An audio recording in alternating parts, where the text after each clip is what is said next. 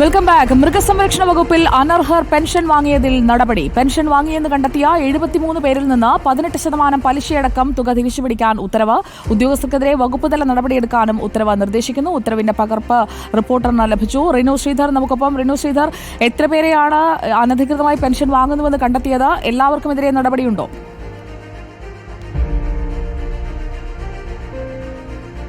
സുജയ, മൃഗസംരക്ഷണ വകുപ്പിൽ 74 പേർക്കെതിരെയാണ് ഇത്തരത്തിൽ പെൻഷൻ വാങ്ങിയ അനർഹർ എന്നുള്ളത് കണ്ടെത്തിയത്.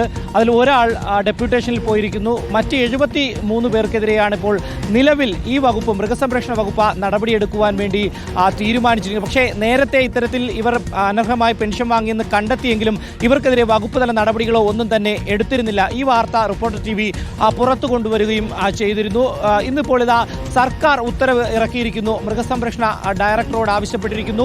ഈ 73 പേർക്കെതിരെയും കർശന നടപടിയെടുത്ത് മുന്നോട്ട് പോകണം. 18% പലിശയടക്കം ഈ തുക തിരിച്ചു പിടിക്കണമെന്നുള്ള ഒരു ഉത്തരവ് സർക്കാർ നൽകിയിരിക്കുന്നു. ഇതിന്റെ അടിസ്ഥാനത്തിൽ ഇതിൽ ഒരു ഗസറ്റഡ് ഓഫീസറാണ് ഉള്ളത്. ഇവർക്കെതിരെ സസ്പെൻഷൻ അടക്കമുള്ള നടപടികളിലേക്ക് പോകും. ബാക്കി 72 പേർക്കെതിരെ മറ്റ് അച്ചടക്ക നടപടികളായിരിക്കും സ്വീകരിക്കുക എന്നുള്ളതാണ് നിലവിൽ നമുക്ക് മൃഗസംരക്ഷണ വകുപ്പിൽ നിന്ന് ലഭിക്കുന്നത്. എന്തായാലും ഈ അനർഹരമായി പെൻഷൻ കൈപ്പറ്റിയെന്ന് കണ്ടെത്തിയെങ്കിലും ഇവർക്കെതിരെ നടപടിയെടുക്കുവാൻ വകുപ്പ് തയ്യാറായിരുന്നില്ല.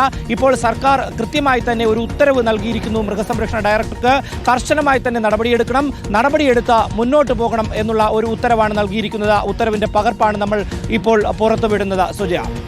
ഓക്കെ.